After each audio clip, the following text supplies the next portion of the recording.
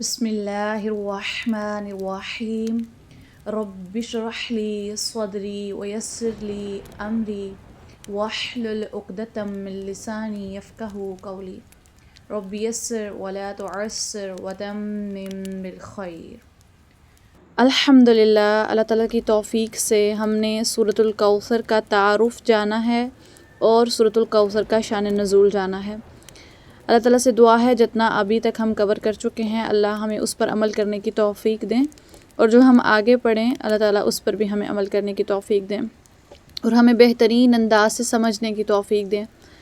آج ہم اللہ تعالیٰ کے کرم سے، اللہ تعالیٰ کے ببرکت نام سے سورۃ الکوثر کا باقاعدہ آغاز کرتے ہیں۔ آج ہم انشاءاللہ آیت نمبر 1 میں اِنَّا ورڈ کا جو معنی ہے اور اس پہ جو تفسیر بنتی ہے، جو اسکالرز نے ایکسپلین کیا ہے اس ورڈ کو، اس کو جاننے کی کوشش کریں گے۔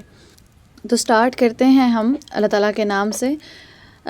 سورۃ الکوثر کی آیت نمبر 1، اِنَّا أَعْطَيْنَاكَ الْكَوْثَرَ۔ کوثر نہیں پڑھیں گے آپ اس کو، کوثر، ٹھیک ہے، کوثر، یہ سا پڑھیں گے آپ، کیونکہ ہم قرآن سے جڑے ہوئے لوگ ہیں تو ہمیں اپنی غلطیوں کو کریکٹ کرنا ہے، ٹھیک ہے، جہاں سے ہمیں تھوڑا بہت سیکھنے کو ملے گا ہم اس کو ضرور اڈاپٹ کریں گے۔ تو یہ سا ہے، سا اس کو نرمی سے ادا کیا جاتا ہے، پرناؤنس کرتے ہوئے بھی آپ نے اس کو کوثر نہیں پڑھنا، کوثر پڑھنا ہے، ٹھیک ہے۔ فرسٹ پہ سب سے پہلے ہے اِنَّا۔ اِنَّا دو چیزوں کا مجموعہ ہے، ایک اس میں اِنَّا ہے اور ایک اس میں نا ہے، نا، ٹھیک ہے۔ اب یہ جو پوری کی پوری فرسٹ آیا ہے، یہ اِنَّا أَعْطَيْنَاكَ الْكَوْثَرَ، یہ ایک جملہ بن رہا ہے جس کو جملہ اسمیہ کہا جاتا ہے۔ اسم سے شروع ہونے والا جملہ جو ہوتا ہے، دو کنڈیشنز ہوتی ہیں نا، یا تو اسم سے اگر جملہ شروع ہو رہا ہے تو وہ جملہ اسمیہ ہو جاتا ہے، لیکن اگر اِنَّا سے جو جملہ سٹارٹ ہو رہا ہوتا ہے وہ بھی جملہ اسمیہ ہوتا ہے۔ تو اِنَّا جو ہے حرف ہے، اِنَّا، اور نا اسم ہے۔ آپ کے لیے زیادہ کمپلیکیٹڈ نہ ہو اس لیے میں اس کو فردر ایکسپلین نہیں کروں گی، کیونکہ یہ گرامیٹیکل عربک گرامر کی چیزیں ہیں، ہم ان میں اتنا نہیں جائیں گے تاکہ آپ لوگوں کو یہ برڈن نہیں لگے۔ اِنَّا ہے حرف اور نا اسم ہے، ٹھیک ہے۔ اب اِنَّا اس کو ایسے پڑھا جاتا ہے نا، نون پہ جب تشدید آتی ہے نا 3 دندان والی، تو اس کو جو ہے نا تھوڑا لمبا کر کے پڑھا جاتا ہے، اِنَّا، صحیح ہے۔ اب یہ قرآن پاک میں بڑی انٹرسٹنگ بات آپ کو بتاؤں، جہاں پر بھی آپ کو اِنَّا نظر آئے گا نا، اِنَّا، آپ دیکھو کہ جب ترجمہ کیا جاتا ہے نا تو وہاں پہ زور کا ایلیمنٹ ڈالا جاتا ہے، تاکید کا ایلیمنٹ ڈالا جاتا ہے، ٹھیک ہے۔ تو اِنَّا کا نام ہے حرف تاکید، یا زور دینے کے لیے یہ اِنَّا آیا ہوتا ہے۔ تو قرآن پاک میں جہاں بھی اِنَّا یوز کیا جا رہا ہوتا ہے تو تاکید یا زور دینے کے لیے آتا ہے۔ اسکالرز نا اِنَّا کا ایک اور مطلب بتاتے ہیں، وہ کہتے ہیں جب اِنَّا ایک ایسا حرف ہے جو شک کو دور کرنے کے لیے آتا ہے، یعنی کہ اِنَّا کے آگے جو بات ہو رہی ہے نا وہ اتنی اوتھینٹک ہے کہ جس کی کوئی حد نہیں ہے، لیکن کچھ لوگ ایسے ہوں گے جن کو اس بات کی اوتھینٹسٹی پہ شک ہوگا، تو اللہ تعالیٰ کو پہلے ہی یہ علم تھا کہ ان لوگوں کو شک ہوگا، تو اللہ تعالیٰ نے شک کو دور کرنے کے لیے اِنَّا شروع میں لگا دیا، تاکہ ان لوگوں کو اس بات پہ یقین پختہ ہو سکے کہ اس چیز جو بھی آگے بات ہونے لگی ہے اس کی اوتھینٹسٹی پہ کوئی شک نہیں ہے، ٹھیک ہے۔ اس کو اِنَّا کو حرف تاکید کہا جاتا ہے، زور دینے کے لیے آتا ہے، کسی بات پہ بڑا زور دینا ہوتا آتا ہے، اور ایسا حرف ہے کہ جب اس سے آگے جو بات کی جا رہی ہے اس میں شک کی کوئی گنجائش ہی نہیں ہوتی، ٹھیک ہے۔ اب ہم سمجھتے ہیں ذرا اِنَّا سے ریلیٹڈ نا کچھ انفارمیشن کہ اِنَّا ہے کیا۔ سب سے پہلے نا اِنَّا کے بعد جو بات آ رہی ہوتی ہے وہ ہر حال میں گارنٹی والی ہوتی ہے، اس میں کوئی ڈاؤٹ نہیں ہوتا۔ پہلی بات تو یہ ہمیں سمجھنا ہے کہ قرآن کا ہر ورڈ فل گارنٹی ہے اس میں، اگرچہ اس کے شروع میں اِنَّا لگا ہے یا نہیں لگا، لیکن اللہ تعالیٰ کو پتہ تھا کہ قرآن کے سامنے مسلمان بھی بیٹھے گا اور نان مسلم بھی بیٹھے گا، کسی کو یقین ہوگا کسی کو شک ہوگا، تو جن لوگوں کو شک ہوگا ان کے لیے اللہ تعالیٰ نے اندر کچھ ایسے حرف تاکید یوز کیے ہیں تاکہ اگلی بات پہ زیادہ زور دیا جا سکے، ٹھیک ہے۔ تو انا کا پہلا اصول یہ ہے کہ جب انا آتا ہے تو اس سے آگے جو بات کی گئی ہوتی ہے اس میں کوئی شک نہیں ہوتا. میں آپ کو ایک مثال دیتی ہوں. جیسے ورڈ ہے نا اللہ غفور، ٹھیک ہے، اللہ غفور، اس کا مطلب ہے اللہ غفور ہے. بات مکمل ہے نا، اللہ غفور ہے، بات مکمل ہے، سمجھ آ گئی کہ اللہ معاف کرنے والا ہے، اللہ غفور ہے. لیکن شروع میں اگر آپ انا لگا دو تو ہوگا ان اللہ غفور، بے شک اللہ غفور ہے، بے شک اللہ معاف کرنے والا ہے. سوچیں ہاں کہ اگر صرف اتنی بات ہو اللہ غفور کہ اللہ معاف کرنے والا ہے، بات تو پھر بھی سمجھ آ رہی ہے، پھر بھی یقین مومنین کا اس پہ پختہ ہے. لیکن جب اللہ پیچھے انا لگا دیتے ہیں تو اس کا مطلب ہوتا ہے اللہ تعالیٰ گناہ گاروں کو جو نا امید ہو چکے ہیں رب کی رحمت سے، انہیں یہ امید دلا رہے ہیں، انہیں یہ یقین کرا رہے ہیں کہ آگے جو بات ہونے لگی ہے اس میں کوئی شک ہے ہی نہیں. اللہ تعالیٰ نے کہا ان اللہ غفور کہ اللہ تعالیٰ بے شک معاف کرنے والا ہے، تم جتنے بھی گناہ کر کے آؤ گے وہ تمہیں بخش دے گا، تمہیں معاف کر دے گا. ٹھیک ہے، تو ایک تو انا جو ہے وہ جملہ پورا مکمل جملہ ہو اور اس کے شروع میں آتا ہے اگلی بات کی گارنٹی دینے کے لیے، اگلی بات کے شک کو دور کرنے کے لیے کہ اس میں کوئی شک نہیں ہے. تیسرا مطلب اس کا کہا جاتا ہے، اسکالرز کہتے ہیں کہ انا جو ہے وہ جب پیچھے آ رہا ہوتا ہے تو اس سے آگے جو بات کی جا رہی ہوتی ہے اس میں نارمل لیول کا زور نہیں ہوتا. ٹھیک ہے، اس میں ایک ایکسٹرا آرڈنری زور پایا جا رہا ہوتا ہے. ٹھیک ہے، تو اب جب آپ قرآن میں انا دیکھیں گے نا تو اس کے بعد آپ کے سامنے جو بھی بات کی جا رہی ہوگی آپ نے سمجھ لینا ہے یہ بات میں زور ہی بڑا ہے، اس بات میں اوتھینٹسٹی بہت زیادہ ہے. ٹھیک ہے، اس میں کوئی شک کی گنجائش نہیں ہے.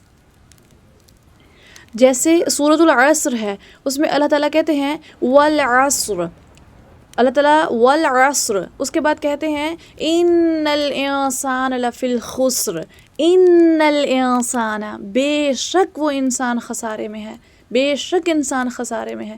پیچھے اللہ تعالیٰ نے وقت کی قسم کھائی ہے، والعصر قسم ہے وقت کی، آگے کہا ان الانسان لفی الخسر، بے شک وہ انسان خسارے میں ہے. کون سا انسان؟ والعصر، جس نے اپنے وقت کو ضائع کیا. پیچھے وقت کی قسم کھائی گئی ہے. جب کسی چیز کی پیچھے قسم کھائی جاتی ہے تو اس کا مطلب ہوتا ہے اس چیز کو گواہ بنایا جا رہا ہے جس چیز کی قسم کھائی جا رہی ہے. تو والعصر وقت کی قسم کھائی اور آگے کہا انسان بے شک خسارے میں ہے، اور پیچھے انا آیا ہوا ہے. انا کا مطلب ہے کوئی شک ہی نہیں ہے. ہر وہ بندہ جو اپنے وقت کو ضائع کرتا ہے، ہر وہ بندہ جو کہ اپنے وقت کی قدر نہیں کرتا، جو اپنے ٹائم کو ضائع کر رہا ہے فضول قسم کی ایکٹیویٹیز کے اندر، اللہ نے زور دے کے کہا ہے کہ وہ انسان خسارے کے اندر ہے. ٹھیک ہے، تو اس کو کنکلیوڈ کرتے ہیں انا کو تھوڑا سا کہ جو بھی بات آگے ہوگی اس میں کوئی شک نہیں ہوگا. اور اللہ تعالیٰ کو پتہ تھا کہ کچھ لوگ شک کرنے والے ہوں گے تو اللہ تعالیٰ نے شروع میں انا لگا دیا. سوچیں سورۃ الکوثر جب نازل ہوئی تو اللہ تعالیٰ کو پتہ تھا قریش مکہ شک کریں گے کہ نبی پاک صلی اللہ علیہ وسلم کو کہاں کوثر دیا گیا، اتنی بڑی بات نبی پاک کے لیے کہاں کر دی گئی. تو شک تو کوئی نہیں اللہ تعالیٰ کی بات میں، لیکن پھر بھی اللہ نے شروع میں انا لگا کے ایک تو قریش مکہ کو بھی یہ بتایا کہ اس میں کوئی شک ہی نہیں ہے کہ میں ان سے اتنی محبت کرتا ہوں کہ میں نے انہیں کوثر عطا کر دی ہے. اور اس کے علاوہ یہ رسول اللہ کو بھی تسلی دی جا رہی ہے، رسول اللہ کو بھی ان کو بھی تسلی دی جا رہی ہے، رسول اللہ کو اور رسول اللہ کے توسل سے ایمان والوں کو، کہ مجھے آپ کو ہم سب کو بھی تسلی دی جا رہی ہے کہ ہمیں پریشان ہونے کی ضرورت نہیں ہے. ہمیں اپنے دین کے اوپر کانفیڈنٹ رہنا ہے، ہمیں اپنے اسلام کے اوپر کانفیڈنٹ رہنا ہے، ہمیں اپنے اعمال کے اوپر کانفیڈنٹ رہنا ہے. آپ نے دین اسلام کو چنا ہے، آپ نے اللہ تعالیٰ کے احکامات کو ماننے کا تہیہ کیا ہے، کسی ارے غیرے کی باتوں میں مت آئیں، اللہ تعالیٰ پہ توکل رکھیں، یقین رکھیں. ہر اس مومن بندے کے لیے یہاں خوشخبری موجود ہے رسول اللہ کے ذریعے سے، جیسے اللہ نے انا یوز کر کے رسول اللہ کو تسلی دی ہے، رسول اللہ کو یقین دلایا ہے کہ آپ ایمان لائے ہیں تو میں آپ کے ساتھ ہوں، اور رسول اللہ کے توسل سے ہر ایمان والے کو تسلی دی جا رہی ہے. آگے اگر ہم چلیں تو نا کی ضمیر آئی ہوئی ہے، نا، ان نا اسم یوز ہوا ہے. قرآن پاک میں اکثر جگہوں پہ آپ دیکھتے ہوں گے یہ ورڈ یوز ہوتا ہے نا والا. ٹھیک ہے، اور اس کا ترجمہ کیا جاتا ہے ہم نے.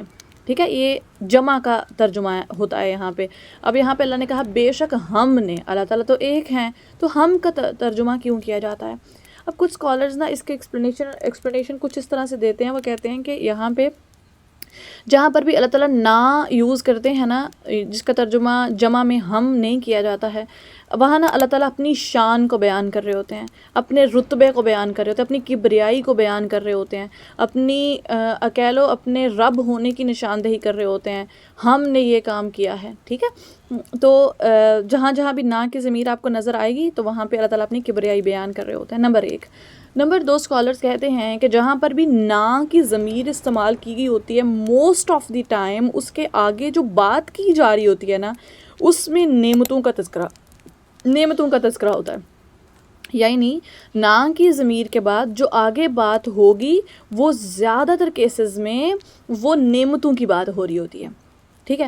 جیسے سورۃ القدر میں اللہ تعالیٰ کہتے ہیں اِنَّا أَنزَلْنَاهُ فِي لَيْلَةِ الْقَدْر، ٹھیک ہے، وہاں پہ بھی شروع میں انا آیا ہے۔ اب اس انا کے آنے کا کیا مطلب ہے کہ آگے دیکھیں اس کے بعد قدر کی بات ہے، اور قدر لیلۃ القدر انسان کو جو اللہ نے دی ہے جو کہ 1000 راتوں سے بہتر ہے، وہ انسان کے لیے بہت بڑی نعمت ہے، ہمارے لیے بہت بڑی نعمت ہے وہ، تو پیچھے انا میں نا کی ضمیر آئی ہے کہ ہم نے آپ کو لیلۃ القدر عطا کی ہے۔ اور پھر قرآن پاک میں ایک اور جگہ آتا ہے وَجَعَلْنَا اللَّيْلَ لِبَاسًا، اور ہم نے بنایا ہے رات کو لباس، ٹھیک ہے، وہاں پہ بھی رات ایک لباس ہے، ایک جو ہے نا وہ چھپا دینے والی چیز ہے، تو وہاں پہ بھی اللہ تعالیٰ نے ہم کی بات کی ہے اکثر قرآن پاک میں۔ اور جب نا جہاں پہ عبادت کا اللہ تعالیٰ نے تذکرہ کرنا ہوتا ہے، وحدانیت کا تذکرہ کرنا ہوتا ہے، تو وہاں پہ اللہ تعالیٰ اپنا مطلب واحد کا صیغہ استعمال کرتے ہیں کہ میں کی بات وہاں کر رہے ہوتے ہیں، کیونکہ عبادت کے لائق تو اللہ ہی ہے نا، بس ایک ذات رب تعالیٰ کی ہی ہے جو عبادت کے لائق ہے۔ تو جہاں عبادت کا تذکرہ آتا ہے وہاں جہاں وحدانیت کا، وہاں واحد کا ورڈ یوز کیا جاتا ہے، واحد کا صیغہ یوز کیا جاتا ہے۔ لیکن جب اللہ تعالیٰ نے اپنی ربوبیت کو، اپنی شان کو یا لوگوں کے اوپر اپنی نعمتوں کو بیان کرنا ہوتا ہے تو وہاں پہ اللہ تعالیٰ جو ہے وہ ہم کی ضمیر استعمال کرتے ہیں۔ اب یہاں پہ جو نا کا استعمال ہوا اس کے بعد نعمت کون سی ہے؟ پہلی بات تو میں نے آپ کو بتائی کہ انا یوز ہوا ہے، حرف تاکید ہے، زور ڈالا جا رہا ہے، ایمان والوں کو، رسول اللہ کو تسلی دی جا رہی ہے۔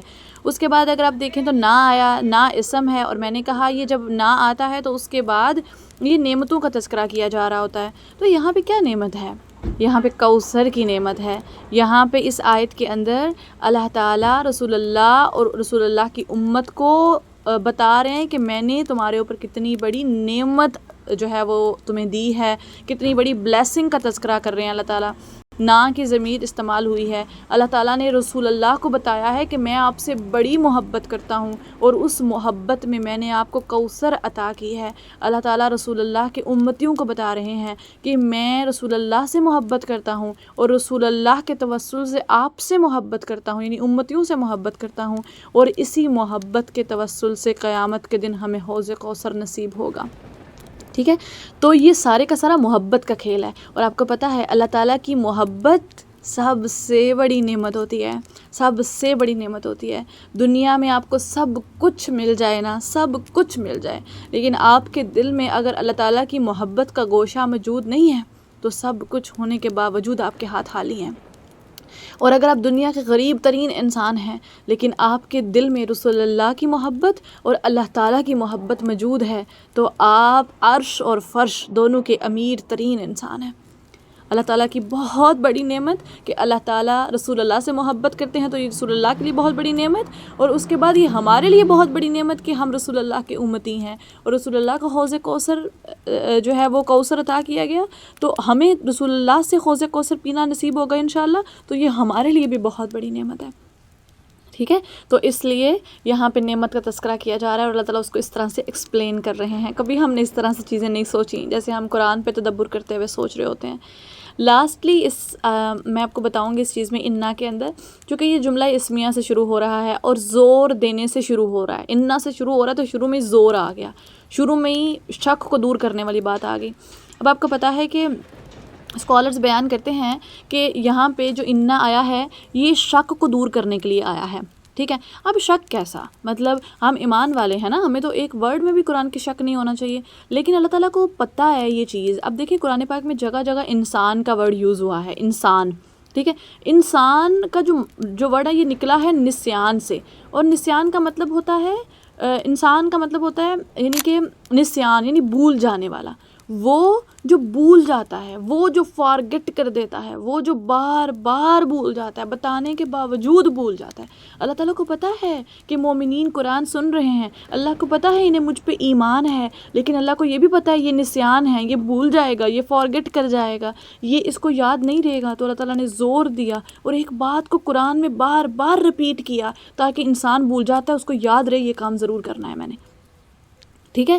تو یہاں پہ جو انا آیا ہے یہ شک دور کرنے کے لیے آیا ہے، کیونکہ اللہ کو پتہ ہے کہ انسان بھول جاتا ہے، انسان کو چیزیں یاد نہیں رہتی. تو اللہ تعالیٰ نے زور دیا ہے اور کہا ہے کہ میں نے تمہارے اوپر بہت احسانات کیے ہیں، میری تمہارے اوپر بہت نعمتیں ہیں، میں تم سے بڑی محبت کرتا ہوں، تم اس کو مت بھولنا کہ میں تم سے بڑی محبت کرتا ہوں. اور میں نے اسی محبت میں رسول اللہ کو کوثر دیا، اور اسی محبت میں قیامت کے دن تمہیں حوض کوثر پلایا جائے گا.